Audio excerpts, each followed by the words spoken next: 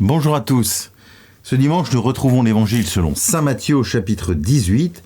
Et cet évangile qui peut peut-être nous surprendre au premier abord, nous invite à prendre conscience que nous ne vivons pas tout seuls sur la terre, que nous ne sommes pas isolés. Et donc nous vivons avec d'autres. Et donc forcément, il y a des relations qui sont plus ou moins faciles.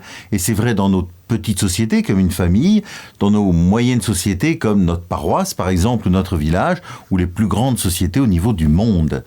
Et donc Jésus nous invite à ce qu'on appelle la correction fraternelle. C'est-à-dire, si mon frère m'a fait quelque chose qui ne me plaît pas, d'aller le voir en vérité et de parler en vérité et en charité. Toujours vérité et charité ensemble. Jamais de vérité sans charité. Il ne s'agit pas de calomnier, de médire par derrière. Il s'agit d'aller voir mon frère ou ma sœur et de pouvoir échanger avec lui pour grandir tous les deux en accueillant la volonté du Seigneur, en la discernant, mais ultimement en vivant d'une charité vraie, c'est-à-dire un amour qui se donne. Et donc dans cet amour qui se donne, dans cette charité exprimée, il y a aussi le pardon qui se donne. C'est-à-dire c'est un acte de charité que je pose en face du mal pour éviter la spirale du mal.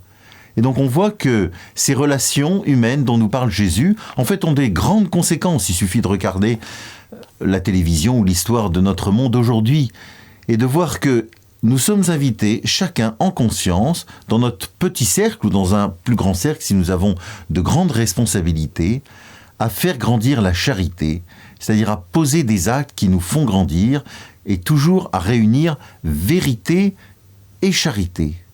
Voilà, ces relations fraternelles dont nous parle Jésus, dont la correction fraternelle fait partie, nous aident à vivre vraiment en communauté. Vous savez, dans les 5 essentiels que nous aimons rappeler, il y a la vie fraternelle. Et la vie fraternelle, c'est d'abord une vie de vérité et de charité entre nous. Et nous en avons tous fait l'amère expérience, ça n'est jamais toujours facile, soit dans des petits cercles, soit a fortiori dans des cercles plus grands.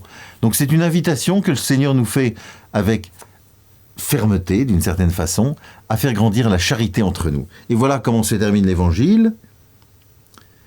Si 2 d'entre vous sur la terre se mettent d'accord pour demander quoi que ce soit, ils l'obtiendront de mon Père qui est aux cieux.